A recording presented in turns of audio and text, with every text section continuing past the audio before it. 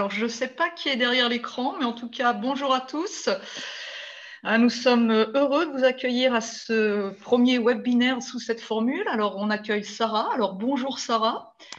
Bonjour Carole et bonjour à tous. Voilà, donc on se présentera un peu mieux tout à l'heure. Alors déjà, merci Sarah d'avoir accepté de participer à ce webinaire. On est vraiment très heureux de t'accueillir pour ce webinaire qui met au premier plan une femme, et c'est pas si fréquent. Et à titre personnel, je suis vraiment ravie que ce soit toi qui portes la voix des féminines ce soir. Alors, c'est un webinaire qui a suscité beaucoup d'inscriptions, je crois plus de 160, avec des joueurs, des dirigeants, des arbitres, et avec une répartition hommes-femmes atypique. 50% de femmes inscrites. Et rien que ça, déjà, pour nous, c'est un premier succès. Ça veut dire que les femmes, quand on leur propose des sujets qui portent sur elles, elles répondent présentes et elles sont là. Alors, dans le formulaire d'inscription, il y avait la possibilité de préciser ses attentes. Et les attentes qui ont été exprimées, en fait, ils sont autour de 3 blocs. Le premier bloc, c'est avoir des pistes, des idées pour le développement de la pratique féminine. Alors, il n'y a pas de solution miracle. Développer la pratique féminine, c'est un travail au long cours. Mais là, on va dire que c'est déjà le premier pas. Donner la parole à une femme, donner la parole à des femmes pour savoir comment elles vivent leur engagement, que dans le tennis de table, que ce soit en tant que joueuse, de dirigeante, d'arbitre, parce qu'on pense que ces témoignages relativement à des parcours de féminines mettent en évidence certaines difficultés auxquelles peuvent être confrontées les femmes qui s'engagent dans le tennis de table. Et dans ton cas, Sarah, dans une pratique pongiste de haut niveau. Et je crois qu'au cours de cet échange, tu auras pas mal d'exemples d'obstacles ou de déconvenus, pour parler en euphémisant un petit peu, à nous rapporter. Le deuxième bloc, c'est pour partager des expériences. Vous l'avez noté, notamment concernant la manière dont on peut, pour une femme, arriver à concilier 2 fronts, un parcours sportif et un parcours professionnel de haut niveau. Et là, je pense qu'on aura, c'est pas que je pense, je suis sûre qu'on aura des éléments concrets de la part de Sarah. Et puis un troisième bloc sur l'enrichissement, la curiosité, et ça, c'est des attentes très nobles parce que curiosité, ouverture, c'est quand même des qualités fondamentales. Alors, avant de rentrer dans la précision de l'organisation de ce webinaire, je vais laisser la parole à notre président, Gilles Herbe, que l'on a la chance d'avoir parmi nous. Et donc, Gilles, je te laisse pour un petit mot d'accueil. Merci beaucoup, Carole. Merci à toi. Écoutez, je suis très, très heureux d'ouvrir ce webinaire consacré à un sujet qui m'est cher. C'est vraiment un plaisir pour moi d'être si avantageusement accompagné et de voir autant de monde connecté sur ce sujet. Alors, évidemment, il m'appartient de remercier chaleureusement notre invitée, Sarah Anfou, sans en dire trop, mais voilà, pongiste international, qualifié pour les Jeux, avocate au barreau de Montpellier. On ne dévoile rien pour l'instant. Alors, je ne dis pas plus. En tout cas, au palmarès impressionnant et à l'activité finalement impressionnante. Je suis d'ailleurs assez fier d'avoir signé avec Ping Sans Frontières et Cornillo une convention pour récupérer les plaques usagées et pouvoir les redistribuer à ceux qui en ont besoin. Je veux également évidemment remercier Carole, vice-présidente en charge du développement de la pratique. Remercier aussi Sandrine Rala-Hérisson et Étienne Huguenin qui sont en backstage et qui font en sorte que ce webinaire se passe bien sur le plan logistique. Et vous dire peut-être un tout petit mot sur notre état d'esprit par rapport à ce sujet. Vous le savez, j'ai mené campagne pendant presque 2 ans et ce programme fédéral que j'ai construit, accompagné d'environ 80 personnes, repose sur 2 grands objectifs. Le premier objectif, c'est la performance sportive. À la performance sportive, tout le monde voit ce que c'est. On veut participer à la récolte des médailles internationales. Mais on a fondé notre programme aussi sur un deuxième objectif, et c'est ce que j'appelle, moi, la performance sociale. La performance sociale, c'est quoi? C'est le fait de positionner la fédération comme un acteur de la société une fédération qui soit utile à la société. Et je crois que c'est ça la vocation aussi d'une fédération.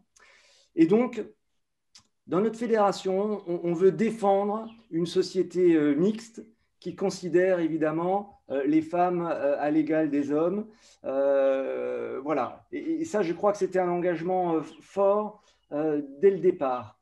Et donc, à l'origine de ce projet de candidature, j'ai toujours voulu soutenir la prise de responsabilité des femmes à tous les échelons de la pyramide fédérale. Et puis, pour vous donner deux exemples concrets, hein, nous avons augmenté, je dirais, le nombre d'élus féminines dans notre conseil, hein, sur notre liste. Et puis, par exemple, nous avons aussi pris la décision de faire en sorte que chaque commission fédérale soit pilotée par un binôme à parité, un homme et une femme.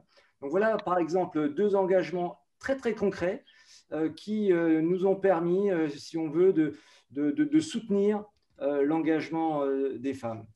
Voilà donc la performance sociale, je crois que c'est aussi ça, une fédération, comment on peut être utile à la société et porter la voix des femmes.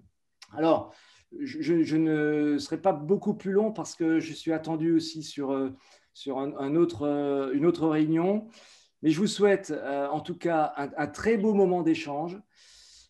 Je regrette infiniment de ne pas pouvoir vous accompagner plus longtemps, mais je sais que ce sera sans doute un moment assez inspirant et je vous souhaite beaucoup de plaisir à vivre ce moment ensemble. Je vous souhaite une très belle soirée, un très beau webinaire. Sarah, Carole, Isabelle et vous toutes derrière vos écrans. Merci beaucoup, Gilles. Alors, je vais simplement repréciser rapidement l'organisation de ce webinaire. Donc, dans un premier temps, Sarah, on va avoir un échange toutes les deux, en sachant que c'est surtout toi qui vas parler. Hein. Moi, je te poserai quelques questions, mais ce n'est pas un interrogatoire. Tu fais ce que tu veux de mes questions, tu peux les modifier, les détourner pour aller aussi sur des éléments que tu as envie de partager. Donc, un premier temps qui va durer 30-40 minutes. Hein. On essaiera quand même de ne pas aller au-delà de 18h40 pour avoir dans un deuxième temps un temps d'échange avec les participants. Alors, ce n'est pas vraiment un temps d'échange, mais de laisser de la place aux questions des participants. Des questions que vous pouvez poser en utilisant le bouton QR qui doit être au milieu de votre fenêtre. Et les questions seront relayées par Isabelle et Sandrine, qui sont d'ailleurs à l'initiative de ce webinaire et qu'on remercie vivement. Vous voyez que presque que des femmes, il n'y a que Gilles, mais sinon, voilà. Alors, Sarah, on va commencer déjà par une question d'ordre très général et puis après, je te relancerai déjà sur si tu peux nous retracer un peu ton parcours de pongiste avec les éléments marquants de ta carrière et puis également ton parcours scolaire, universitaire et voir, voilà, déjà ça, puis après, on enchaînera sur un peu les obstacles que tu as pu rencontrer, les difficultés à lever ou les points d'appui aussi. Avec plaisir, Carole. Et à nouveau, bonjour à tous. Alors, je vais commencer par mon parcours pongiste. Je viens du nord de la France, donc j'ai commencé au sein du club de l'ASPTT Lille à l'âge de 8-9 ans. Et puis ensuite, ce que beaucoup de pongistes ont connu, le premier pas pongiste, qui était ma première grosse compétition et qui m'a vraiment beaucoup marqué. Et puis après, les choses se sont assez accélérées rapidement pour moi. À l'âge de 12 ans, en 1998, j'ai pu participer au pont chinois. C'était un programme lancé par la Fédération française de tennis de table qui nous a permis à 12 petits pandas de partir en Chine. Alors sur une première session d'un mois, puis après sur 2 sessions de 6 mois. On était au Sichuan, au-dessus du plateau du Tibet en Chine. Donc, expérience marquante, première expérience marquante pour moi avec le tennis de table et l'ouverture sur le monde. On était, vous savez, en 1998-1999, la Chine n'était pas aussi ouverte qu'aujourd'hui. Donc, on était les seuls, quasiment, j'allais dire, les seuls Français de cette ville, complètement immergés avec des Chinois.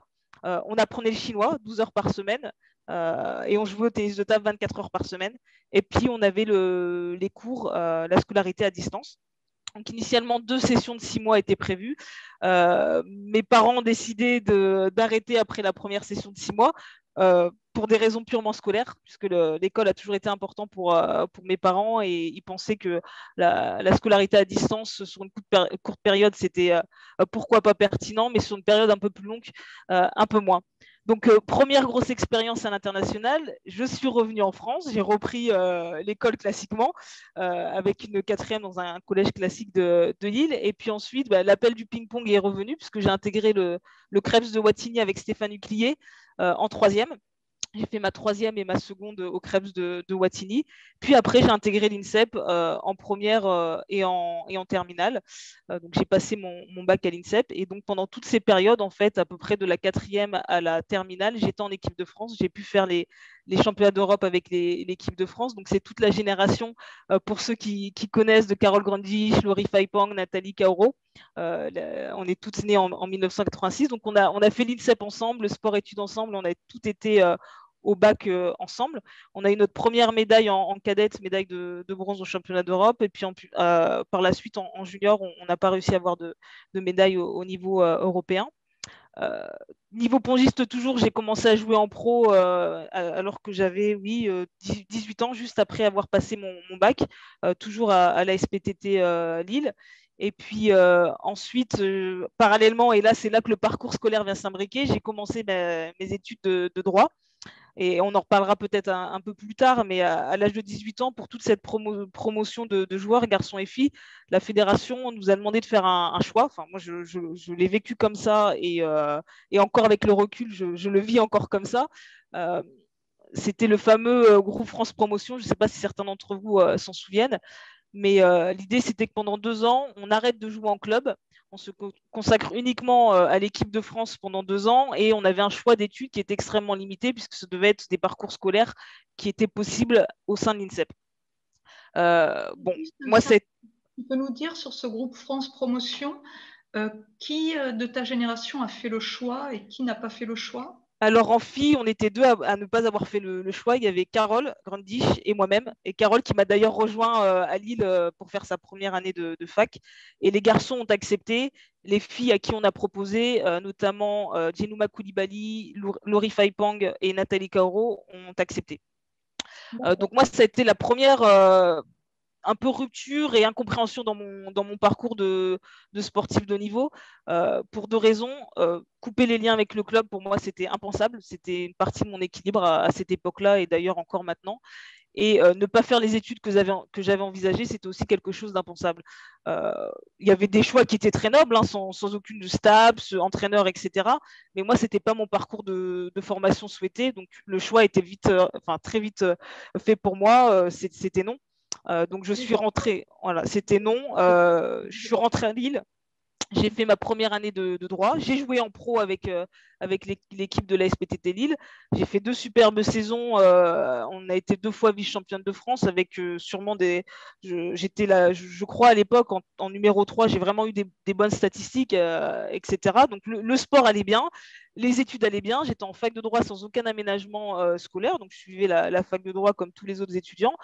Mais en revanche, le fait d'être au sein d'un club, j'avais la possibilité aussi d'avoir des relanceurs qui s'accordaient à mon emploi du temps. J'avais un coach qui lui aussi était en dehors dedans, mais aussi en dehors du ping-pong, puisqu'il était médecin, donc il avait son activité professionnelle et l'entraînement, c'était c'était une passion, hein, tout simplement. Et ça a aussi été le fil conducteur tout au long de ma carrière. Dès mon plus jeune âge, j'ai eu des entraîneurs qui étaient assez ouverts sur plein d'autres choses, qui avaient des équilibres en dehors du tennis de table et qui m'ont fait découvrir d'autres univers et qui m'ont jamais posé, en tout cas mes entraîneurs de club, qui n'ont jamais dès le début et quand j'ai commencé à progresser, posé la question en ces termes en disant c'est soit le sport de haut niveau, soit les loisirs, soit les études. Ça ne s'est jamais posé en ces termes-là, donc pour moi, vous voyez, c'était une évidence de pouvoir poursuivre les deux et je regrette encore maintenant de ne pas avoir pu le faire voilà, dans un cadre fédéral et être accompagné dans cette démarche. Et puis ensuite, je suis quand même revenue à l'INSEP après avoir passé l'équivalent de mon DUG. Je suis revenue à l'INSEP, mais cette fois-ci, en pouvant faire ma fac de droit. Mais le deal qui avait été conclu, c'est que je m'organisais pour mes études. Et donc, c'est Laurie Faipang, d'ailleurs, a fait ce choix-là après le groupe France Promotion. On a rejoint Paris 5, qui nous a accompagnés dans notre double projet, qui avait une politique assez avenante envers les sportifs de haut niveau, donc ce qui a permis des aménagements d'examens, etc. Mais on s'est débrouillé un peu toute seule, quoi. Et puis ça a tenu un an et demi, et je me suis très vite rendu compte que c'était un risque qui était assez difficile à tenir. Entre l'INSEP et Paris 5, le métro, vous voyez, à Paris, c'était 1 heure de transport, plus des cours, plus après 1 heure. Je ne pouvais pas tenir le rythme des entraînements, plus de la fac de droit. Et puis aussi, très honnêtement, je me suis aussi rendu compte que dans ces conditions-là, c'était impossible pour moi de vraiment performer au niveau international, etc. J'étais épuisée, je me rappelle de ces années. Je bossais mes cours la nuit, j'allais à l'entraînement le matin. Enfin, ce n'est pas des conditions pour Et pouvoir alors, réussir. on Oui, sent la passion dans ton propos, mais je me permets de t'interrompre. Qu'est-ce qui t'a amené? Tu aurais pu faire le choix de dire, bon, bah, tant pis pour le droit, et je me consacre au tennis de table, à l'entraînement. ah non, non, c'est. Enfin, alors, à titre personnel, c'était même pas une option pour moi. C'était inconcevable parce que, alors, pour plusieurs raisons, et je m'en rends compte aujourd'hui en étant plus âgé, c'est que je pense que le sport de niveau se vit bien lorsqu'il y a un équilibre autour. Alors, chacun trouve son équilibre à sa façon, mais le fait d'avoir quand même une ouverture en dehors du ping-pong, que ça soit par les études, par d'autres loisirs, etc., je pense que ça crée véritablement un équilibre dans la vie. La deuxième raison, c'est que pour les garçons et pour les filles, encore plus pour les filles, on ne gagne pas sa vie avec le tennis de table. C'est une évidence. En cas de blessure, on n'a aucune assurance, il n'y a pas de chômage, il n'y a pas tout ça, en fait, en tout cas à l'époque. Et donc, il faut bien évidemment préparer la suite. Préparer la suite si on a le choix de décider au moment auquel on arrête sa carrière.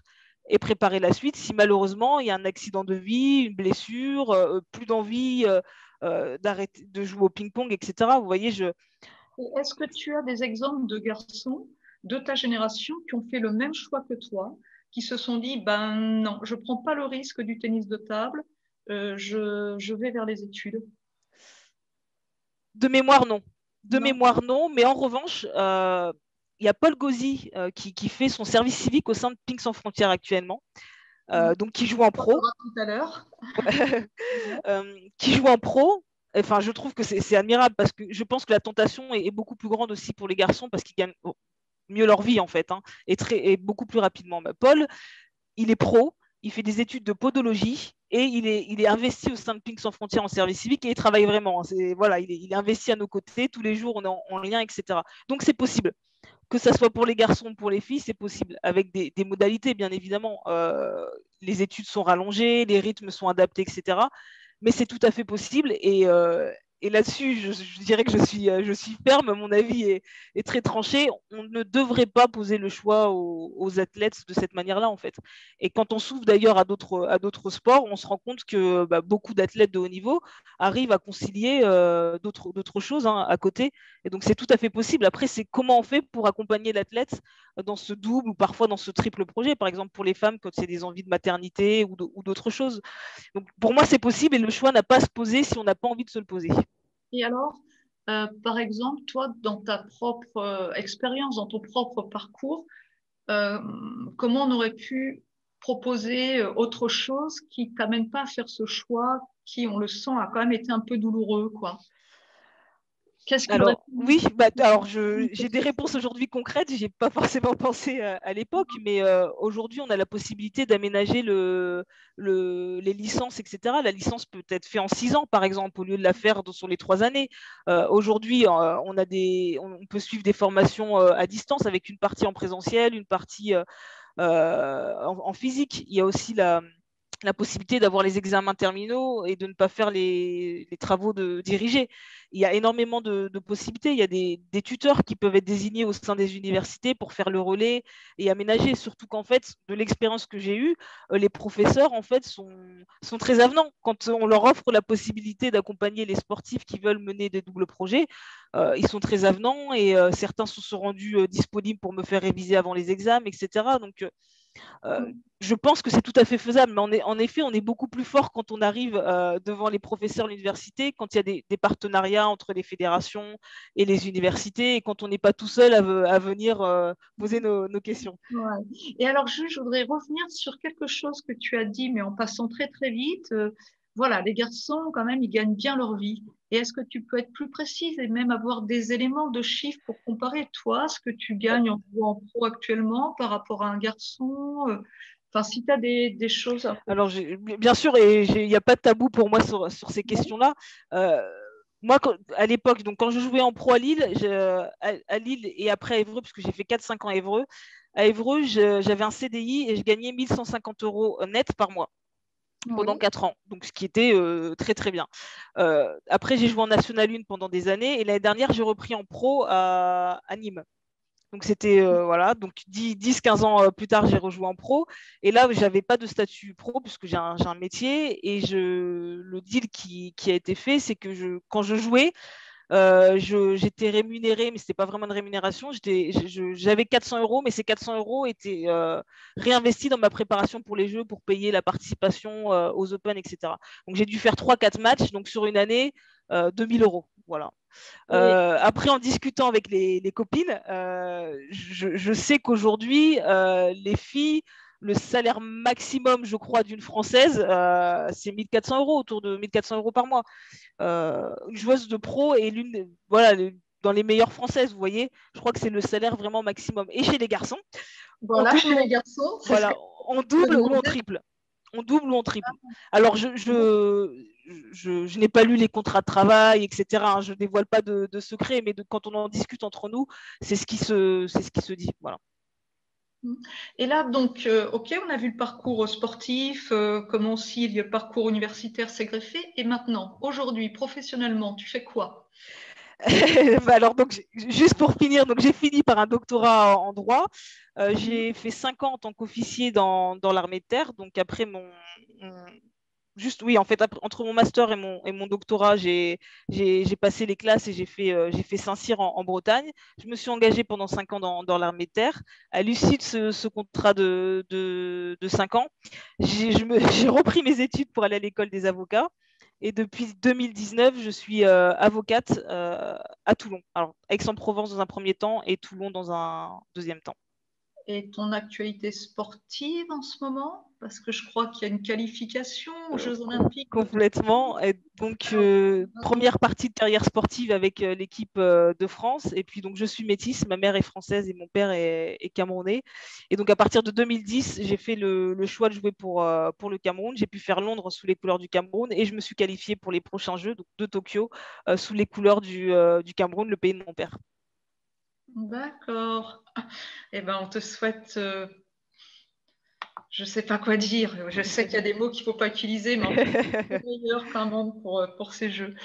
Alors, est-ce que donc, on voit un peu les obstacles, mais est-ce que le fait d'avoir mené de front aussi ce parcours professionnel, ce parcours sportif, tu y as vu aussi une source d'enrichissement personnel?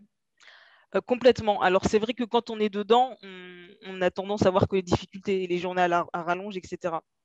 10 ans plus tard, avec le recul, si c'était à refaire, je ferais exactement le même choix. Et je me rends compte qu'en fait, j'ai pu développer d'autres aptitudes, à savoir mener de front en fait ces études et le sport de haut niveau. On est obligé d'être discipliné, il n'y a pas d'autre choix, d'être organisé. Toutes ces compétences-là, en fait, qui sont essentielles dans la vie de tous les jours, dans la vie professionnelle et finalement dans la vie de sportif de haut niveau. Et autre chose, c'est que ce choix-là m'a permis de découvrir plein d'autres choses en dehors de mes études et de mon parcours sportif. Le fait de faire des études à côté, ça m'a ouvert l'esprit, ça m'a donné envie de découvrir plein d'autres choses, ça m'a permis de rencontrer plein d'autres personnes, parce que finalement, j'ai fait ma carrière de sportif de niveau au travers de clubs. Et au sein de clubs, j'ai rencontré des entraîneurs différents, des bénévoles différents, des joueuses différentes. Et ça, pour moi, c'est une richesse exceptionnelle. Et c'est vrai que dans les clubs, bon, je crois que sur ce point-là, j'ai peut-être été chanceuse, mais moi, j'ai rencontré des éducateurs qui étaient extraordinaires et justement qui m'ont jamais posé cette question du choix, en fait, qui m'ont complètement accompagnée. Je me rappelle quand j'étais à Évreux en pro, j'ai voulu faire un Erasmus en Angleterre, donc difficulté supplémentaire.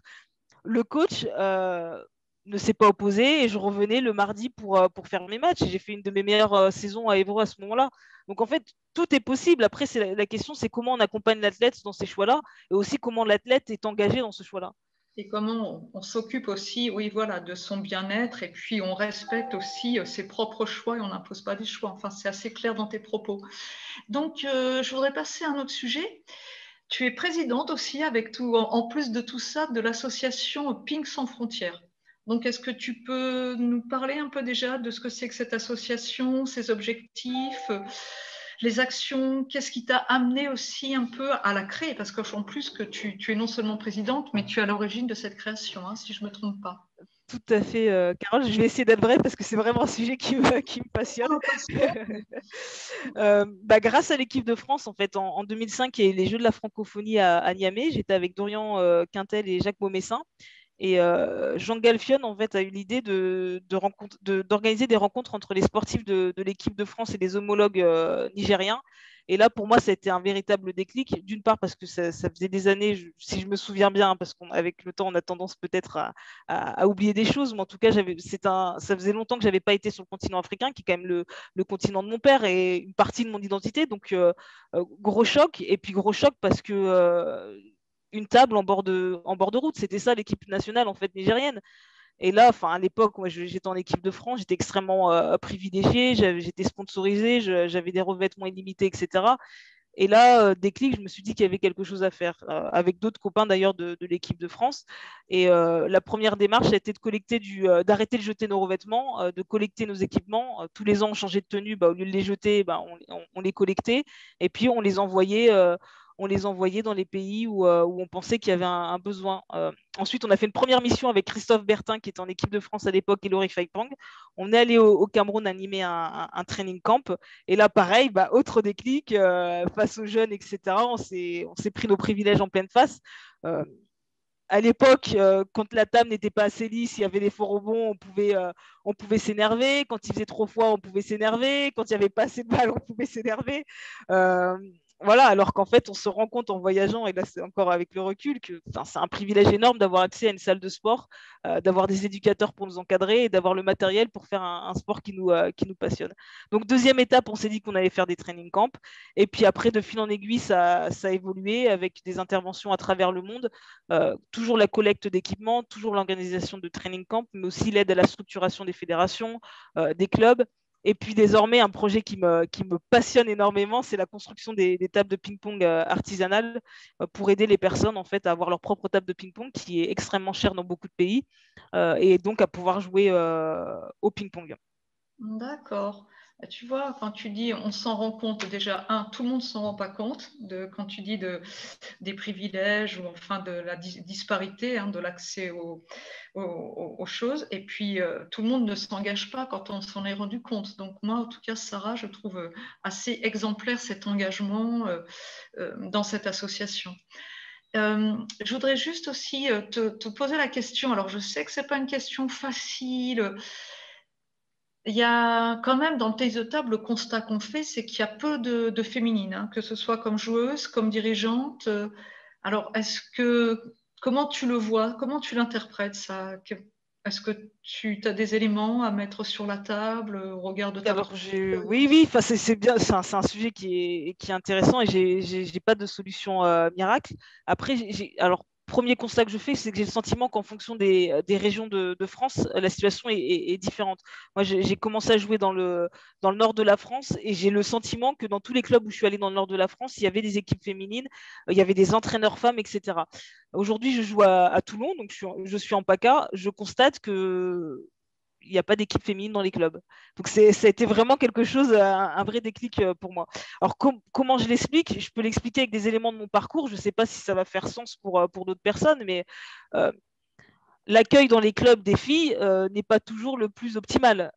Et que ça soit d'ailleurs dans les clubs loisirs ou même tout au long de la carrière sportive. J'ai entendu des choses durant ma carrière sportive qui peuvent quand même blesser et décourager, si vous voulez. Bon, on était un groupe et il y avait une émulation. Ça te gêne de le dire? C'est quoi ces choses qui ont pu te blesser ou te... Alors, je ne vais pas employer de termes vulgaires hein, parce voilà, on va éviter tout ça, mais nous dire qu'on n'était que des pisseuses, que de toute façon on était quand même moins fortes que les garçons, que c'était pas agréable de jouer, que le jeu type des filles c'était poussette frappe.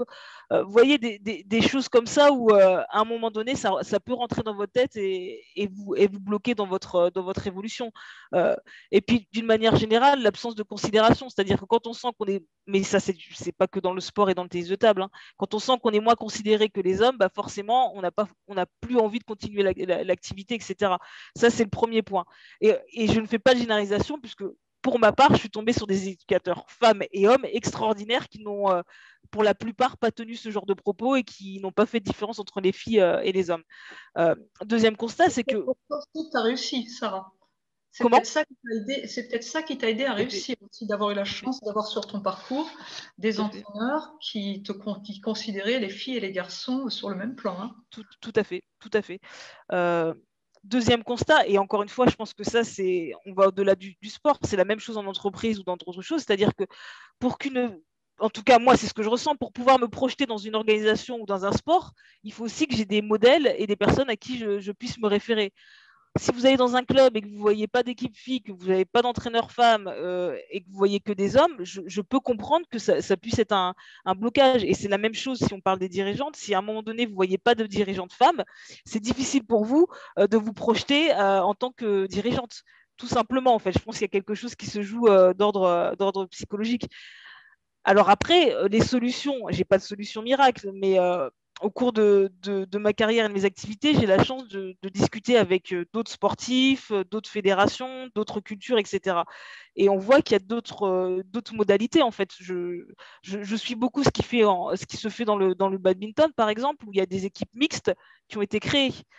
Pourquoi pas, je mets les sujets sur la table, pourquoi pas créer des équipes mixtes.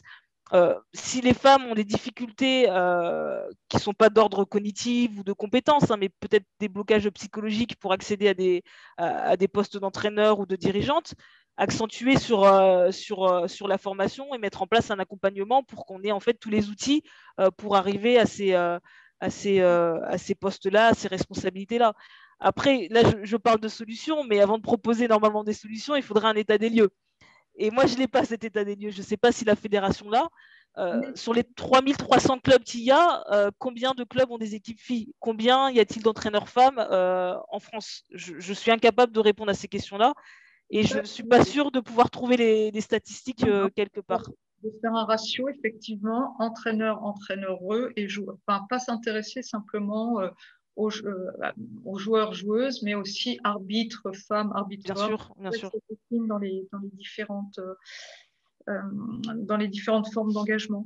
Alors, Carole, si je peux juste préciser mon propos, l'idée n'est pas de dire que, entre guillemets, les femmes doivent prendre le pouvoir et que les hommes ne doivent plus être en poste. Je ne voudrais pas que ça soit interprété de cette manière-là. L'idée, c'est simplement que plus de femmes, si elles en ont envie, puissent arriver à jouer au ping, être arbitre, à être femme, et tout ça en mixité avec les hommes, puisqu'il n'y a aucun problème. Hein. Pour ma part, je n'ai aucun problème avec les hommes. J'ai rencontré des hommes formidables tout au long de mon parcours sportif. Tu joues justement actuellement dans une équipe de garçons. Tout à fait, tout à fait. Parce que, alors, une des raisons, c'est aussi parce que de toute façon, quand je suis arrivée à Toulon, je n'avais pas d'autres options. Il n'y a pas d'équipe fille, en fait. Donc, si je voulais continuer, bon, cette année, c'est une saison blanche avec la situation sanitaire, mais si je voulais continuer, bah, j'étais obligée d'aller dans un club où il y avait quasiment que des garçons et à jouer dans une équipe avec des garçons, ce qui me pose, moi, aucun problème. D'accord. Alors, tu as parlé de modèles aussi, que c'était important d'avoir des modèles. Oui, de pouvoir identifier. Et toi, est-ce que c'est dans le monde du tennis de table, tes modèles, c'est... Alors, moi, j'ai eu un modèle qui m'a vraiment beaucoup poussé. Je me rappelle quand je suis arrivée à l'INSEP, la première chose que je voulais, c'était avoir son t-shirt. C'était Julia Sylvestre. Elle jouait à Nice en pro, donc moi j'étais... Oui, tout à fait, tout à fait. Elle jouait en pro, elle s'entraînait au Krebs de Wattignies, elle était aussi en équipe de France. Enfin, moi, j'ai toujours été admirative en fait de sa manière d'être, de son humilité, de sa force de travail. Elle a aujourd'hui, voilà, les profs de PS, elle a mené les deux de front. Moi, ça a vraiment été ma référence. Quand j'étais plus jeune et j'ai voulu suivre ses traces et puis ça m'a montré que c'était possible en fait, tout simplement. Et donc, quand on m'a dit que c'était pas possible, bah, moi, j'avais un modèle qui m'avait prouvé que c'était possible. Donc, Et en garçon, tu avais aussi un modèle ou pas? Pas nécessairement, non. Non, pas nécessairement, mais encore une fois, c'est peut-être remonté à 10-15 ans et j'ai peut-être oublié, mais j'ai pas de souvenir à l'époque de sportifs de haut niveau qui aient mené de front des études. C'est peut-être que j'oublie avec le temps, mais il me semble qu'à l'époque, les garçons se consacraient intégralement à leur carrière sportive, pour la plupart. Et après, dans ton parcours, vraiment, je sais pas, vraiment des choses qui t'ont vraiment marqué en termes de personnes, un entraîneur, est-ce que tu as des entraîneurs, enfin, on a Ah tous oui, oui, enfin, complètement. Enfin, le club de la SPTT Lille, vraiment, enfin, je pense que c'est pas à toi, Carole, que je vais, je vais l'apprendre, mais quand on est jeune, entre 12 18 ans, enfin, la personnalité se construit, il y a des choses fondamentales qui se jouent à ce moment-là. Et moi, pendant cette période-là, j'ai été accompagnée par des entraîneurs extraordinaires. Enfin, je ne vais pas tous les citer, mais vraiment, j'ai eu des entraîneurs extraordinaires. Et celui qui m'a beaucoup marqué, Patrice Rousseigne, il y avait aussi Cédric Boutemi. Voilà, c'était des gens extraordinaires et qui pour moi, alors bon, j'allais dire j'ai une particularité, mais ça concerne beaucoup de personnes. Moi, mes parents se sont séparés quand j'étais assez jeune. Mon père était assez absent quand j'étais adolescente. Et donc, les entraîneurs ont fait aussi figure de père, un peu de substitution, quelque chose comme ça. En tout cas, j'étais très, très proche et je suis tombée sur des hommes qui ont pris ce rôle et qui ont été extrêmement présents et impliqués dans mon éducation au sens large. À Évreux, je suis tombée sur Oliver, extraordinaire aussi, qui m'a accompagné dans tout ça. Et en fait, avant de commencer le webinaire, je réfléchissais un peu à tout ça et je me suis rendu compte que les entraîneurs que j'ai eus n'étaient pas uniquement sur la technique. Et finalement, si j'essaie de me souvenir, on n'a pas eu tant de conversations que ça sur mon coup droit, mon revers, mon service rentrant, etc. Et que finalement, on a eu des conversations sur plein d'autres sujets. Alors, forcément, qui avait trait aussi à la construction de ma carrière sportive, hein, mais la préparation mentale, justement, comment trouver mon équilibre, eux s'intéresser à d'autres choses, comment manager un groupe, enfin, toutes ces choses-là. Et finalement, moi, ce que j'ai toujours recherché chez mes coachs, c'est cet accompagnement global. L'année dernière, j'étais à la qualif pour les Jeux. Ce qui était primordial pour moi, en fait, et ce qu'il est aujourd'hui, même pour les Jeux d'ailleurs, ce qui va être primordial pour moi, le coach, il doit tout faire pour que l'athlète soit bien le jour J. Mais être bien le jour J, c'est pas être bien dans sa technique coup droit revers, c'est être bien dans sa vie, être bien dans ses émotions, être bien dans. Il y a plein d'autres paramètres qui rentrent en jeu à mon sens. Et j'ai eu la chance de tomber sur des entraîneurs qui avaient cette philosophie et qui pensaient aussi à mon équilibre personnel. Au-delà de l'équilibre purement sportif et technique, etc. Parce que ce qu'on entend souvent quand même, c'est voilà, oui, non, les joueuses, c'est trop compliqué. C'est quand même beaucoup plus simple de travailler avec des garçons qu'avec des filles. Souvent, on entend ça de la part des entraîneurs. Et toi, est-ce que tu as la sensation qu'effectivement, les garçons sont peut-être plus simples à contenter si on leur parle de Ouais, technique? moi, Ou alors c'est une moi, vision je des pense que c'est alors, je pense que c'est une vision très simplifiée des choses. Euh, En fait, ce qu'on ne connaît pas paraît compliqué d'une manière générale. Donc, si on ne s'intéresse pas au fonctionnement et aux obstacles que peuvent avoir des athlètes féminines qui peuvent être peut-être différents de ceux des athlètes masculins, en effet, ça peut nous paraître compliqué. Mais le sport de haut niveau est compliqué. Être éducateur, c'est un métier extrêmement compliqué. Enfin, donc non, moi, je comprends pas trop. Je pense que ça paraît peut-être plus compliqué parce qu'on s'y intéresse pas forcément et qu'il y a peut-être aussi d'autres choses qui se jouent, surtout à l'adolescence pour les filles. Mais si on s'y intéresse, ça se passe bien. En y repensant, moi, toute mon adolescence, j'ai quasiment eu que des coachs hommes. Je n'ai pas eu l'impression que c'était extrêmement compliqué pour eux, un traumatisme de coacher des femmes. J'ai même le sentiment qu'ils ont pris du plaisir à nous accompagner en compétition tous les week-ends et la même chose pour les dirigeants. Donc non, je suis pas trop d'accord avec cette vision des choses. C'est quelque chose que souvent on entend, hein, que les filles Complètement, sont mais plus affectives, qu'un garçon ça oublie plus vite, qu'un garçon effectivement il va plus facilement se reconstruire, enfin il va moins mettre en avant des choses personnelles. qu'il y ait des différences entre les hommes et les femmes, oui. Après, on a tous aussi nos parcours de vie et je ne suis pas sûre que ça soit si simple que ça de dire que les garçons sont comme ça et les filles comme ça. Un être humain, un individu, c'est aussi tout son parcours de vie et tout il a vécu et tout ce qu'il va vivre par la suite. Donc, je pense que c'est beaucoup plus complexe que ça. Voilà. Il y a peut-être des adolescents qui auraient envie aussi qu'on leur parle d'eux et qu'on leur parle de leurs problèmes et pas que du tennis de table aussi. Alors, j'aimerais quand même te demander aussi, toi, ton meilleur souvenir dans ta carrière, le meilleur souvenir soit en tant que pongiste ou dans ton parcours pro. c'est difficile de dire le meilleur, mais alors en équipe de France, il y en a un, c'est sûr, c'est la médaille de bronze avec les filles en cadette. On était toute une génération, on est encore amis maintenant et on a vécu des choses extraordinaires ensemble. Et avec l'équipe du Cameroun, alors c'est pas les Jeux de Londres, c'est les championnats d'Afrique au Cameroun en 2010, puisque je les ai gagnés. Et alors c'est pas que le résultat, c'est le fait de gagner au Cameroun, dans le pays de mon père, de renouer avec une partie de mon identité, etc. Et ça a été vraiment extrêmement fort pour moi. Ton pire souvenir? Alors, j'en ai parlé tout à l'heure, je crois que vraiment l'année 2007 et l'arrêt de l'équipe de France, c'était un moment extrêmement douloureux pour moi, parce que aussi c'était une période de ma vie qui était douloureuse et qui n'a d'ailleurs pas été pris en compte. Mais ça a vraiment été, oui, j'ai eu le sentiment d'arrêter brutalement, alors que finalement, il y aurait pu y avoir d'autres solutions. Alors aujourd'hui, je sais très bien que je n'aurais pas été championne du monde, il n'y a pas de débat là-dessus, mais je pense que j'aurais pu aller plus loin et être beaucoup plus épanouie et arrêter avec moins d'amertume. Aujourd'hui, c'est passé, mais je regrette parce que finalement, c'était un honneur de jouer pour l'équipe de France. Il y a eu des moments extraordinaires et je regrette la manière dont ça s'est terminé. Je regrette les mots que j'ai entendus. Euh, voilà, je trouve qu'avec le recul, en étant une adulte aujourd'hui, je trouve que finalement, c'est quand même des mots assez durs qu'on prononce parfois envers des jeunes athlètes qui sont en construction. Et voilà, ça a vraiment été un moment douloureux pour moi. Et là, on va bientôt arriver au bout de notre échange à nous pour permettre aussi pour te permettre de répondre à des questions, parce que là, je ne vois pas ce qu'il y a derrière les questions, mais je vois qu'il y en a quand même 25, 26.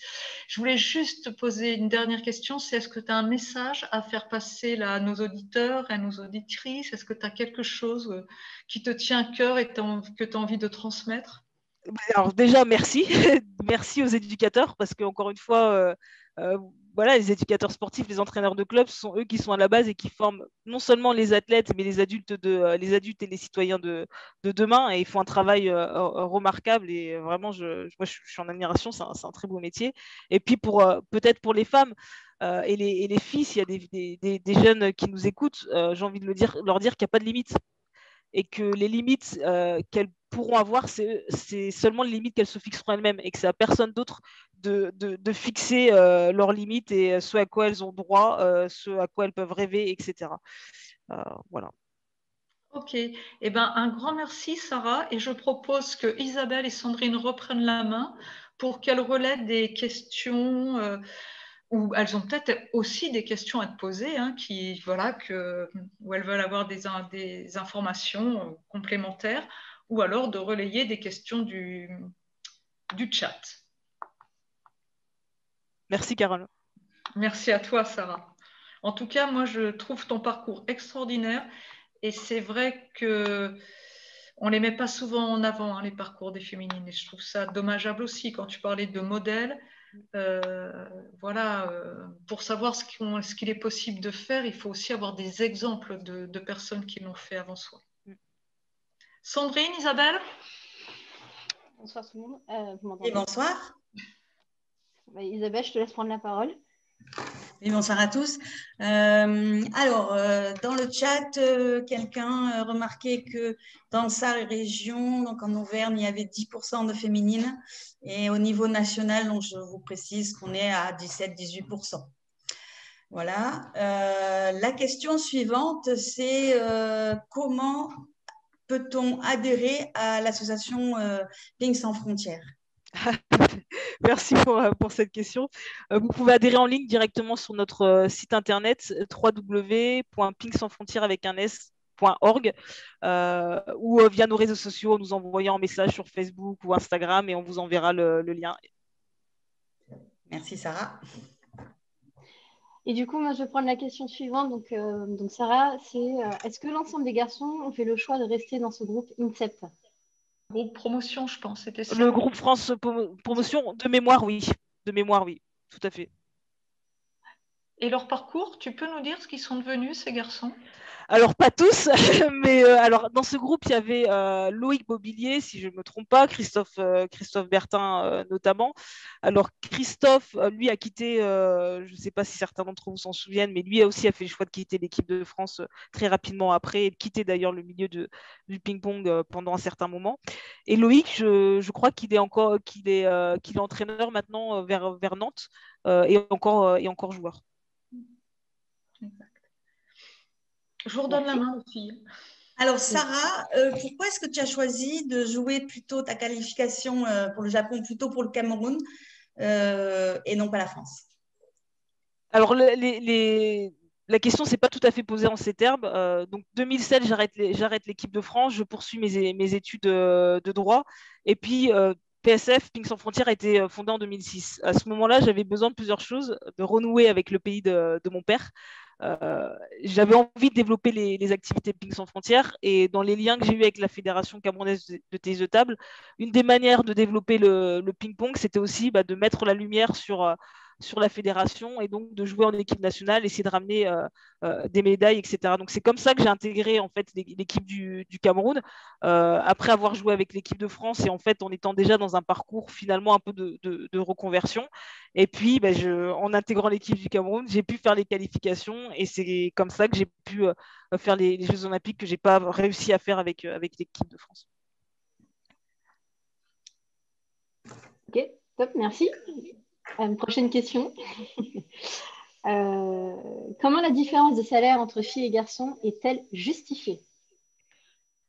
Est-elle justifiable surtout? Je ne sais pas. Alors, je ne vais pas parler au nom des autres filles, femmes et des garçons.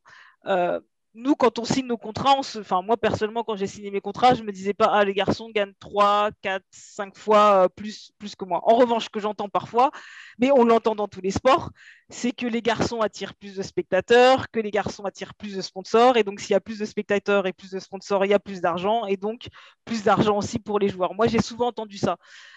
Bon, pour moi, c'est pas du tout un argument. Voilà, j'ai souvent entendu ça. Je serais pas vous l'expliquer. En tout cas, c'est une réalité. En revanche, ça n'est pas une réalité que dans le ping-pong et que dans le sport. On a exactement les mêmes problématiques dans d'autres milieux et dans les milieux professionnels. Comment justifier au travail qu'à poste équivalent, une femme gagne beaucoup moins qu'un homme? Alors, je sais comment parfois on nous le justifie. Moi, je trouve pas ça justifiable de cette manière-là. Donc voilà, la question est à mon avis beaucoup plus large. Chez les plus jeunes, Sarah, est-ce que tu penses que avec le recul, est-ce que tu penses que le niveau de pratique féminine pourrait s'élever s'il y avait davantage de mixité, ou est-ce que tu penses qu'il vaut mieux plutôt favoriser les entraînements spécifiques féminines? Alors, d'une manière générale, je suis pour la mixité dans tous les aspects dans tous les aspects de ma vie, parce que je pense qu'en fait, découvrir l'autre au sens large, c'est un enrichissement en soi. Alors, en plus, parce que forcément, en étant métisse, j'ai toujours vécu dans la différence et dans deux mondes, en fait, finalement, et que je trouve que le dialogue, ça permet aussi d'avancer et de progresser. L'accès des filles au tennis de table et l'évolution des filles, pour moi, elle ne doit pas se faire contre les garçons, mais avec les garçons. Et donc, non, moi, je serais beaucoup plus pour la mixité. Après, qui est peut-être certains créneaux d'entraînement uniquement féminin, pourquoi pas? Mais par exemple, je suis pas pour créer un club 100% féminin et dire de manière officieuse que les hommes sont pas les bienvenus. Je pense que ça on mène à rien quand on est à mon sens en tout cas, dans ce genre de discours. La mixité, c'est aussi un enrichissement. Et de toute façon, si on veut de l'égalité, encore une fois, d'une manière générale, ça va se construire avec les hommes, à mon sens, et pas contre les hommes. Alors, on va rester dans adepte de la mixité. Sandrine, excuse-moi, vas-y. Non, je t'en prie. On va rester justement dans l'égalité. Et alors là, je vais personnaliser le message. Donc, David Rigaud te dit tout d'abord bravo pour l'initiative et merci Sarah pour ce témoignage et partage très inspirant. Dans l'objectif aujourd'hui d'amener le groupe féminin senior au plus haut niveau possible, penses-tu qu'il faille plutôt trouver une organisation en regroupant le collectif au sein d'une structure permanente d'entraînement, type INSEP ou autre, ou penses-tu préférable de s'appuyer sur l'environnement local de chaque joueuse? Bon, alors c'est une question délicate, mais je vais essayer de ne pas faire du politiquement correct. Je vais vraiment essayer. je suis pas en poste, je suis pas entraîneur national, je suis pas DTN et je j'ai aucun poste à la fédération, etc. Et je n'en vise aucun, je le précise en amont. Euh, Ma réponse, je pense qu'elle se devine par rapport au parcours que j'ai eu et ce que j'ai raconté. Euh, pour moi, le haut niveau se construit dans un environnement où la joueuse ou le joueur se sent bien. Euh, pour ma part, ça a été vraiment autour de mes proches et de coachs qui me connaissaient, etc. Donc, la réponse pour moi serait dans un environnement plutôt proche du club, avec des rassemblements, pourquoi pas au niveau national. Et puis d'ailleurs, pour l'aménagement scolaire et l'aménagement de vie, c'est parfois beaucoup plus simple en fait avec le soutien des clubs et les soutiens locaux que de tout centraliser à Paris, etc. Ça, c'est mon point de vue. C'est pas du tout un point de vue d'entraîneur ou de dirigeant, c'est un point de vue purement d'athlète. Voilà, je ne sais pas si ça répond vraiment à la question et de manière satisfaisante, David, mais voilà ce que j'en pense. Elle est très claire, en tout cas, ta réponse. Et c'est bien de ne pas l'avoir esquivé, la question. Comment la FFTT, les ligues ou comités pourraient arriver à encourager les féminines à s'impliquer davantage dans l'association sportive, dans les associations sportives, quel que soit le niveau, de manière à devenir des dirigeantes, des éducatrices et des arbitres. En fait, c'est vrai que c'est une question qui se pose à nous, les personnes de toutes les instances, que ce soit fédérale, régionale et jusque dans les clubs. Mais bon, c'est à nous à y travailler. Quelle est toi ta position? Alors pareil, encore une fois, je vais simplement vous parler de l'expérience et aussi peut-être de ce que j'ai découvert en discutant avec d'autres athlètes et d'autres structures. Au niveau national, il y a une association, alors, je ne sais pas si c'est sous une forme d'une association, en tout cas il y a une structure qui s'appelle Femix, qui organise la formation des femmes à différents postes à responsabilité au sein des clubs, etc. Je trouve que ça, c'est une bonne initiative, alors qui est tout sport, mais pourquoi pas le mettre en place. D'autres réalités, je ne sais pas si vous connaissez Sarah Oramune, la boxeuse, qui a lancé Boxer Inside. Alors, un des concepts que j'ai trouvé fantastique lorsqu'elle a lancé son entreprise, c'est la garde des enfants pour les femmes. Alors, je ne dis pas que les hommes ne gardent pas les enfants, encore, mais c'est quand même une problématique qui assez souvent revient aux femmes et qui empêche en fait d'avoir ce type d'activité. Et elle, au sein de son club de boxe, en fait, quand elle propose des cours de boxe ou des activités, elle propose aussi une activité garderie pour les enfants, afin que les femmes puissent se consacrer aux activités. Moi, je trouve que ça, c'est une superbe idée. Je ne sais pas, j'en ai pas discuté directement avec Sarah Oramoun et je ne sais pas ce que ça donne dans le concret, mais je trouve que ça, c'est aussi une piste, pourquoi pas, à essayer. Voilà deux éléments de réponse. Après, c'est en effet un sujet beaucoup plus vaste et à mon sens, en tout cas, un véritable état des lieux sur la situation concrète au sein de nos sports en France. Ça serait intéressant et ça permettrait aussi de savoir d'où on part et de fixer là où on veut arriver. Après, si je peux me permettre de compléter, je crois que un des axes aussi, c'est le donner à voir. Donner à voir des parcours de femmes réussies. Là, toi en tant que joueuse, mais on a aussi des dirigeantes. On pourrait aussi inviter aussi une dirigeante à témoigner, à rendre compte de la manière dont ça s'est passé pour elle. Ça pourrait être aussi une arbitre.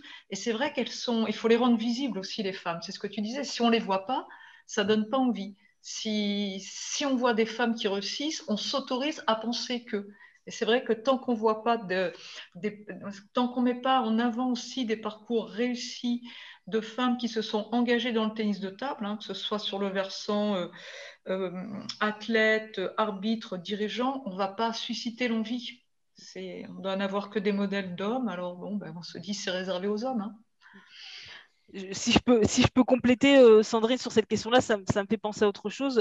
J'ai eu la chance de participer à un programme de mentorat il y a 2 ans maintenant, qui a été lancé par l'entreprise EY et une autre fondation. On était 25 athlètes, tous sports confondus, à être accompagnés par un mentor femme dans notre transition entre le sport de niveau et les professionnels. Et en fait, j'ai trouvé, mon mentor aujourd'hui, elle est encore présente, très présente dans ma vie et dans mes choix. Elle m'accompagne et ça, j'ai trouvé ça très intéressant d'être mentorée par une femme qui, en fait, déjà passée par ces étapes-là et qui m'accompagne en fait dans l'évolution, dans mes choix, etc. On en parlait, le syndrome de l'imposteur aussi, pourquoi on ne s'autorise pas à postuler ou à avoir certains postes, en étant accompagné finalement par quelqu'un qui est passé par là. Ça a été aussi assez déclencheur pour moi. Ok, super, merci. Moi, j'ai une question là très intéressante. Alors là, je vais plus m'orienter vers Carole. On va en faire une pour Carole. La fédération a-t-elle un axe de développement pour le tennis de table féminin à tout niveau? Pardon, c'était quoi le début? La fédération a-t-elle un axe de développement pour le tennis de table féminin à tout niveau? Oui.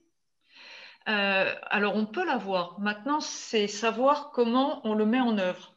Déjà, la première étape, c'est d'avoir mis des femmes dans les instances dirigeantes, dans les groupes de travail. Donc déjà, au début, on avait une ambition encore plus importante, c'était que non seulement les groupes de travail étaient copilotés par des binômes hommes-femmes, ce qu'on a réussi à tenir, mais qu'il y ait quand même un certain nombre de femmes qui soient présentes dans ces groupes de travail. On n'a pas eu le nombre de candidatures suffisant. Mais déjà, si les femmes sont là, les préoccupations des femmes et les aspirations des femmes seront présentes dans les propositions qui vont être faites.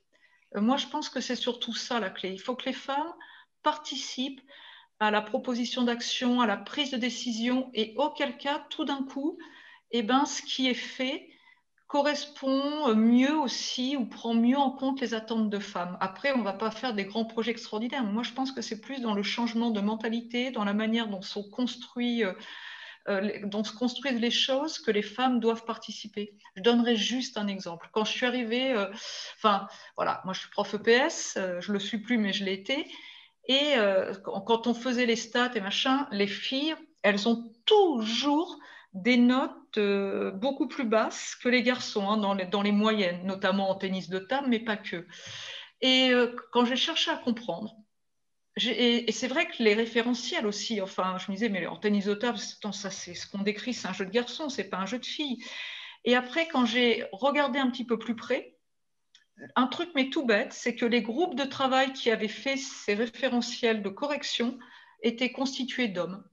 Et voilà, quand on met que des hommes à réfléchir et à produire, effectivement, à l'arrivée, ce qu'on a, c'est une disparité dans le mode de traitement homme-femme. Je pense que dans les groupes de travail, si les femmes sont là, dans ce qui sera produit, il y aura moins cette disparité. Moi, c'est... Après, on ne va pas faire un plan révolution, mais peut-être, moi, la mixité dans les compétitions, je trouve aussi que c'est une bonne chose. Enfin, il y a aussi quand même des actions spécifiques à mener, mais déjà qu'elles soient là pour proposer. Je pense que ça sera déjà un énorme pas en avant. Super, merci. Très efficace. Isabelle, c'est une question qui porte sur les formations techniques de la filière fédérale ou d'État, le BPGEPS, le DGEPS. Que faudrait-il modifier, ajouter au niveau thématique, sur la thématique féminine par rapport à des objectifs de sensibilisation au développement de la pratique féminine? Comment bien se former pour accompagner au mieux les joueuses? Comment mieux former les féminines au poste d'éducateur, d'animateur, d'entraîneur? Moi, je peux répondre, hein. Vas-y, Carole, je t'en prie. En faisant en sorte qu'il y ait autant de formateurs que de formatrices. Ce n'est pas tellement dans les contenus. Moi, je pense que c'est surtout dans les intervenants. Vas-y, mais Sarah, tu peux donner ton point de vue. Hein. Non, j'ai un point de vue, mais après, là, c'est des questions, à mon sens, qui sont aussi plus liées à la politique fédérale et à des choses que je ne maîtrise pas nécessairement aussi. Donc, je m'abstiens sur cette question-là parce que je ne pense pas avoir de réflexion pertinente à apporter. Alors, il y a énormément de questions intéressantes. Moi, je pense que pour Sarah, pour la génération à venir, tu étais réellement un profil très inspirant. J'ai une question. Que conseillerais-tu à Pritika Pavad par rapport à son double projet actuel suite à ton expérience et ton vécu et au même âge, par rapport à son choix sportif, le salaire, l'avenir, l'emploi? quel conseil de grande sœur tu pourrais lui alors, fournir? c'est très difficile de répondre à cette question parce que je ne la connais pas personnellement, donc je ne sais pas du tout quelles sont ses contraintes. C'est aussi très difficile parce que je pense qu'à âge égal, elle est bien meilleure que ce que je n'étais, très, très honnêtement. Enfin, je suis ses résultats et je pense qu'elle a un réel potentiel au niveau international. La seule chose que je pourrais lui conseiller, c'est d'aller au bout de ce qu'elle a envie de faire et de trouver un équilibre dans tout ça. Et peut-être aussi, quand je dis équilibre, c'est-à-dire de s'entourer de personnes qui ont ce seul intérêt en compte et non pas leur propre intérêt. Ça m'arrivait très rarement, mais certains entraîneurs rêvent de médailles, parfois plus que les joueurs. Et parfois, ce rêve de médaille va au-delà de beaucoup de choses et va au détriment des joueurs. Encore une fois, je ne parle pas de l'intégralité des entraîneurs, etc. Donc, ce que je conseillerais, voilà, c'est de construire son petit conseil d'administration à elle, de gens qui ont son propre intérêt en compte, qui sont bienveillants, mais aussi pas toujours trop indulgents pour lui dire aussi quand est-ce qu'elle elle va pas dans le bon sens, mais en tout cas qui pense à elle, pas seulement en tant qu'athlète, mais en tant qu'être humain et qui la conseille sur ces choix-là. Pour ne pas se retrouver dans des choix de vie finalement ou qui lui seraient imposés sans qu'elle s'en rende compte. Est-ce qu'il y a un axe particulier pour les féminines dans le projet de développement de Ping Sans Frontières? Oui, oui, il y en a plusieurs. On avait essayé de lancer Ping pour elle donc, il y a quelques années. On voulait le relancer cette année, mais avec la situation sanitaire, ça a été compliqué. Mais on a un projet qui me tient extrêmement à cœur, qu'on va lancer en partenariat avec la Fédération internationale au Ghana et qu'on est d'ailleurs en train de lancer. On est en train de créer une société qui va construire des tables de ping-pong, donc 100% made in Ghana, avec le bois ghanéen, etc. Et tous les bénéfices qu'on va avoir de cette vente de tables de ping-pong vont être reversés dans notre projet social au Ghana, qui vise à permettre aux filles d'avoir du soutien scolaire et une activité sportive, en l'occurrence le ping-pong, de manière régulière. Donc oui, c'est quelque chose qu'on a aussi à cœur, mais toujours en mixité. Ce programme-là sera aussi bien évidemment ouvert aux garçons, mais en tout cas, on essaiera d'influer pour qu'il y ait un pourcentage assez important de filles qui aient accès à ce soutien scolaire et à l'activité ping-pong. Merci. On va rester sur le projet Ping Sans Frontières. Et du coup, comment se porte le ping féminin africain? La place des femmes est-elle valorisée? Et puis moi, je vais rajouter une question. Quelle est ta posture justement sur ce continent africain en tant que femme entrepreneur et joueuse professionnelle? Ok, je vais essayer de ne pas oublier. Bon, bah, je vais être direct. Pour moi, c'est catastrophique. Voilà, je n'ai pas d'autres termes qui me viennent en tête là comme ça. C'est catastrophique. Il y a très peu de filles. D'ailleurs, quand on va aux compétitions, parfois, il n'y a même pas assez de joueuses. J'exagère à peine. Les meilleures joueuses africaines, et je me mets dans le lot, on est quand même, entre guillemets, vieilles. On a toutes entre 34 et 45 ans. Entre guillemets, vieilles. Hein, on est encore tout à fait en capacité de jouer, etc. Mais Sarah, il y a... tu vas me fâcher là. Mais il n'y a pas de jeunes qui émergent. Il n'y a vraiment pas de. Alors là, comme ça, vous voyez, je suis ravie d'être qualifiée pour Tokyo et c'est une expérience extraordinaire. Mais j'ai pas été chahutée, vous voyez, par des jeunes et on voit pas énormément de jeunes aux compétitions. Donc non, c'est catastrophique. Alors le point positif, c'est qu'il y a tout à faire. Et moi, ça me stimule et c'est un beau challenge. C'est-à-dire qu'on peut aussi, à mon avis, en très peu de temps, faire des choses extraordinaires, parce qu'il n'y a aucune raison pour que les filles ne jouent pas au ping-pong et ne soient pas à un niveau plus élevé. Donc il y a beaucoup à faire. Il y a des fédérations et des individus, bien évidemment, qui essayent. Voilà, il y a énormément de choses à faire. Ensuite, ma position, je suis également à la commission des athlètes de la Fédération internationale et de la Fédération africaine. Moi, ma position, elle n'est pas tellement en tant qu'athlète, elle est en tant que présidente de PSF. Et donc, toutes les fédérations qui ont des projets en faveur de la féminisation, on les encourage vivement à nous contacter et on les soutient par du matériel, par de la formation, etc. Comment je suis vue, ça c'est aux autres de dire comment ils me perçoivent. Je ne peux pas parler à leur place. Je sais que je suis clivante, ça j'en ai tout à fait conscience. je l'assume complètement. Après, moi, mon combat, là, jusqu'à la fin de ma carrière, ça va vraiment être d'essayer de quitter le tennis de table africain en ayant mis des graines pour qu'il y ait d'autres projets et qu'il y ait des filles qui puissent vivre cette expérience, être accompagnées dans cette expérience. C'est une mission et c'est aussi quelque part un devoir. J'ai eu énormément de chance à travers le ping-pong. J'en fais un devoir d'essayer de partager, de redonner ce que j'ai appris et de permettre à d'autres jeunes filles de vivre tous ces moments exceptionnels.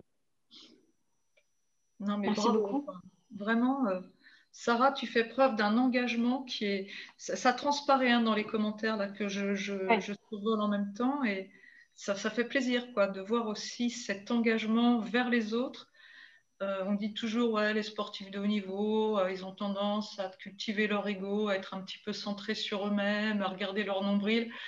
Ben non, non, non, non. Quand on voit, on a quand même des exemples de pongistes, toi, mais aussi d'autres, où Bien voilà, sûr, bien sûr. que vous avez conscience aussi de ce que le tennis de table vous a permis de développer, de la richesse aussi des rencontres que vous avez pu avoir et que vous voulez redonner vers les autres. Et ça, c'est fabuleux. Enfin, moi, je suis assez admirative de ça. Merci beaucoup, Carole. Que pourrait-on faire au niveau des clubs pour mieux accueillir les filles et leur donner envie de continuer à jouer en club?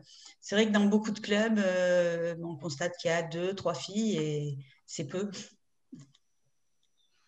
Je suis tout à fait d'accord. C'est peu. J'ai pas de solution miracle. Une des solutions aussi, alors on en a évoqué plusieurs. Est-ce qu'il n'y a pas des ententes qui peuvent être faites entre plusieurs clubs du même département et des échanges pour qu'il y ait une émulation qui se mettent en place? Deuxième réflexion, je suis sûre, alors je ne sais pas qui participe et qui pose des questions, mais je suis sûre qu'en fait, si on va sur le terrain et qu'on pose la question à des éducateurs qui sont au quotidien face à cette problématique et en mettant tout le monde autour de la table, je suis persuadée qu'il y a des solutions qui émergeraient ou que peut-être il y a des initiatives dans certains clubs ou dans certains départements dont on n'a pas connaissance et qui sont formidables. Après, là, pour le coup, mon expérience, c'est plutôt une expérience d'athlète en France. Je n'ai pas entraîné dans les clubs, donc je n'ai pas été positionné de cette manière-là lorsque j'ai été dans les différents clubs. Donc là, je ne veux pas botter en touche, mais je pense qu'il y a des personnes qui sont, à mon avis, beaucoup plus compétentes et qui ont une expérience de terrain beaucoup plus en lien avec la réalité que moi. Petite question, est-ce que tu as déjà parrainé une équipe féminine ou sinon, est-ce que tu serais d'accord pour parrainer une équipe féminine? Je n'ai jamais parrainé d'équipe féminine et c'est un grand oui pour parrainer une équipe féminine. Si on est en accord sur les valeurs, sur le projet du club et tout ça, mais ça serait un grand oui. Et je pense d'ailleurs que je ne suis pas la seule à vouloir dire oui à ce genre de proposition et qu'il y a d'autres athlètes de haut niveau qui seraient ravis de le faire. Donc, c'est une Sandrine. Qui est-ce qui a posé, La personne, c'était Sandrine? Parce que Oui, comme tout à fait, c'était Sandrine. qu'elle t'écrive, ou enfin, Ah oui, tout à fait. Vraiment avec plaisir et dans la mesure, alors là jusqu'à Tokyo, c'est vrai que c'est un peu compliqué, mais après Tokyo, si je peux partager tout ça et être utile, ça n'est pas que sur le continent africain, ça sera vraiment avec plaisir de pouvoir partager et de pouvoir aider si on le juge possible et utile. et ça, c'est un des leviers pour aussi dynamiser la pratique féminine. Voilà, pour que ces jeunes filles, ces équipes féminines, si elles sont entraînées comme ça, avec une parraine, c'est vrai que c'est mieux. Donc oui à la personne, je ne sais pas comment on pourra rentrer en contact, peut-être via la Fédé, mais voilà, on échangera et c'est un grand oui sur le principe. On envoie un mail à Sandrine et puis voilà, ou à moi et puis on relaiera. Voilà. Juste pour info, il y aura un questionnaire de satisfaction aussi, donc vous aurez aussi l'occasion de laisser vos coordonnées qu'on retransmettra aussi à Sarah avec grand plaisir. Carole, c'est une question pour toi. On a évoqué le PS. L'école n'est-elle pas un formidable levier pour venir chercher les filles et leur donner confiance et dynamiser ainsi la pratique féminine en tennis de table? S'appuyer sur l'EPS pour... aller chercher les filles. C'est pas comme ça que je le ferais. Je dis pas que c'est pas possible, mais L'enjeu de l'EPS, c'est que c'est pas de faire du tennis de table. C'est que donner l'envie de pratiquer, que ce soit, enfin, là, je suis obligée de changer de casquette, quoi. Pour l'EPS, les enjeux de l'EPS, c'est que ben, ces jeunes, là, ils aient déjà, que les adolescentes ou les adolescents, ils aient envie déjà de se mettre au mouvement, ils aient envie de pratiquer, ça crée du lien entre eux. Après, pour moi, quand je suis prof de PS, qu'ils s'engagent dans la pratique du badminton, du tennis de table, du foot, c'est pas ça. Donc, le PS, c'est un formidable levier et ça doit être un levier pour donner aussi aux jeunes filles le goût et surtout leur ouvrir, quoi, leur donner les moyens, leur faire dire, ouais, moi j'ai envie aussi de pratiquer, de m'engager, mais pas que vers le tennis de table. Donc de manière générale, oui, mais sans être restrictif. Alors, je suis un peu aussi timekeeper. Ça lève des freins et quand on a levé ces freins, on ose pousser la porte d'un club parce que c'est pas si facile que ça de pousser la porte d'un club sportif. Hein. Quand on est, voilà, on a les codes, on sait ce qu'on va trouver. Il y a quand même des publics qui sont, je vois qu'il y avait Agnès qui connaît mieux le problème que moi, Agnès Toulanic, là.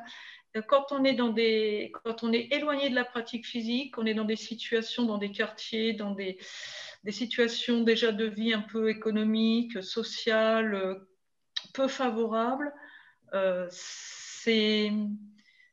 n'y va pas, quoi. Il faut aller les chercher, ces gens-là. Et l'EPS, ça peut être un moyen, quelque part. Si je peux rebondir sur ce que Carole vient de dire, en discutant, je me pose une question. Est-ce que aussi notre postulat de base n'est pas parfois un peu erroné? C'est-à-dire qu'on considère que la pratique du ping-pong doit se faire de manière classique dans un club de ping-pong. Mais est-ce qu'on ne peut pas aussi aller amener le ping-pong dans certains territoires, dans certains lieux, etc. Il y a des tables en béton un peu partout en France. Est-ce que finalement, il pourrait pas y avoir des séances de ping-pong dans tous ces lieux où il y a des tables de ping-pong, en bord de plage, dans les parcs. Alors c'est sûr, c'est pas la pratique du ping-pong de haut niveau, mais le but n'est pas de sortir des athlètes de haut niveau à chaque séance d'entraînement. Donc pourquoi pas essayer aussi d'amener le ping aux personnes plutôt que d'attendre que les personnes ouvrent la porte d'un club. C'est une question, je n'ai pas du tout la réponse. Hein, mais... C'est un levier d'action et c'est exactement ce que le groupe, la Ping Complexe Loisirs, c'est l'enjeu, quoi. C'est d'aller vers les publics et non pas d'attendre que les publics, on va aller avec de la communication, un petit clip, une affiche. Non, c'est d'y aller, quoi. Et d'aller au pied avant, on parlait au pied des immeubles. Alors, j'aime pas trop cette expression, mais enfin, c'est la pratique qui doit se déplacer et pas l'inverse. Ça, c'est clair. Ok. On a dépassé l'heure, c'est ça, Sandrine? Il y a tellement de questions, donc on a dépassé l'heure, mais c'est très intéressant, on peut tirer un petit peu. Une petite question pour Sarah, connais-tu le Fit Ping Tonic et que penses-tu de cette offre de pratique?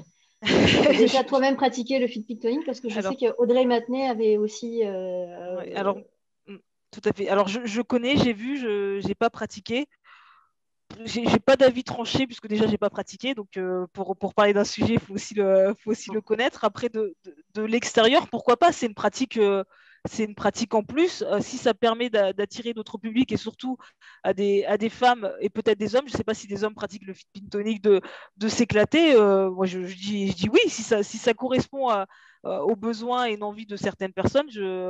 Je trouve ça très bien. Après, à titre individuel, si je veux faire une séance de physique, je la fais plutôt en dehors de la table, mais pourquoi pas. Okay. Bon, la prochaine fois, on te sollicitera alors. Au prochain ping tour, quand on reprend. On va bien rire parce que je suis pas sûre d'être très douée sur tout, mais pourquoi pas. Je lis aussi un commentaire de Patrice Pradel. Ping Saint-Paulais Club est bien souvent assimilé à compète. Ne doit-on pas valoriser, bien proposer et valoriser autre chose pour attirer d'autres publics, dont les féminines? Effectivement, je pense que si on veut correspondre à la diversité des attentes des publics, de la diversité des publics, dont les féminines, mais pas que, il faut proposer différents formats de pratique de tennis de table et pas que le championnat, le petit championnat par équipe du samedi soir ou le tour d'individuel, quoi. Et ça, bon, on y travaille, mais bon, on n'est pas dans un contexte favorable pour mettre en place les nombreuses idées qui germent et qui sont exprimées dans les groupes de travail actuellement. Mais c'est vraiment ça. Enfin, c'est vraiment là-dessus qu'il faut le levier pour le développement, c'est ça. Enrichir le tennis de table de différents formats de pratique. Et plus il y aura des formes différentes pour jouer au tennis de table, et plus on a des chances aussi d'attirer, c'est pas d'attirer les nouveaux publics, mais d'aller vers ces nouveaux publics et de leur donner envie aussi à ces nouveaux publics. Mais c'est pas des clients, les nouveaux publics, quoi. Ça doit être des partenaires. Isabelle, je peux me permettre j'ai sous les yeux une question assez intéressante. Sarah, envisages-tu une carrière de dirigeant d'un tennis de table dans la Fédération du Cameroun, la Confédération africaine ou l'ITTF? Alors il faut se méfier, là je vais faire une réponse, il faut se méfier de ce qu'on dit et après qui peut être 10 ans plus tard sorti, mais à l'heure actuelle, absolument pas. Alors absolument pas pour plusieurs raisons, et une fondamentale, c'est que vraiment ce que je fais à travers Ping Sans Frontières, ça me passionne énormément, et j'ai l'impression d'avoir, je dis je, mais en fait je devrais dire on, puisqu'il y a toute une équipe et je suis pas toute seule.